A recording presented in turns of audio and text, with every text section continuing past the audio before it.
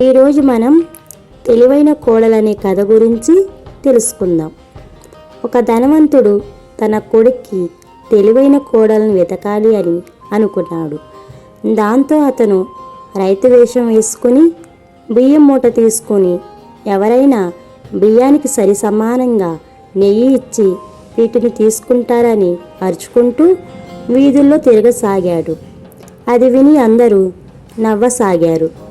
ఓ తెలివి తక్కువ రైతు, నెయ్యి ధర ఉంటుంది, ఎవరైనా బియ్యానికి సమానంగా ఎలా నెయ్యి ఇవ్వగలరు అని అన్నారు. కానీ ఆ రైతు వాళ్ళ మాటలేమీ పట్టించుకోలేదు. ఒక్కొక్క వీధి అరుచుకుంటూ తిరగసాగాడు.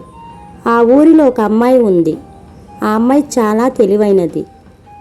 ఆమె ఈ ధనవంతుని అరుపులు విన్నది. ఇందులో ఏదో కిటుకు ఉంది అని బుర్రకు పదును పెట్టింది. ఆమెకు ఒక ఉపాయం తోచింది. వెంటనే ఆ ధనవంతుని పిలిచింది. బియ్యానికి సరి సమానంగా నెయ్యి ఇవ్వాలి, అంతే కదా అని ఇంటిలోకి పోయి ఒక అంచులేని ఒక పెద్ద పళ్ళెం తెచ్చింది. దాని నిండా ఎత్తుగా బియ్యం పోసి తీసుకుంది.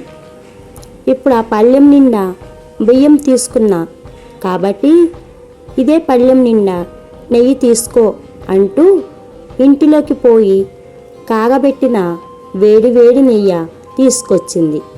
దానిని పళ్ళెం మీద కొంచెం పొయ్యగానే అది పళ్ళెం అంతా పరుచుకుని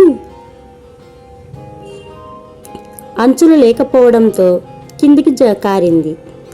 అప్పుడు ఆ అమ్మాయి నవ్వి, ఇదిగో నువ్వు పళ్ళెం నిండా బియ్యం ఇచ్చావు, నేను పళ్ళెం నిండా సరి సమానంగా నెయ్యి ఇచ్చా, సరిపోయిందా అని అన్నది.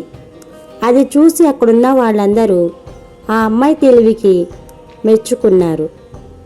అలాగే వెంటనే ఆ ధనవంతుడు సంతోషంగా తాను వచ్చిన విషయాన్ని చెప్పి ఆ అమ్మాయి అమ్మానాన్నలను ఒప్పించి తన కోడలుగా చేసుకున్నాడు.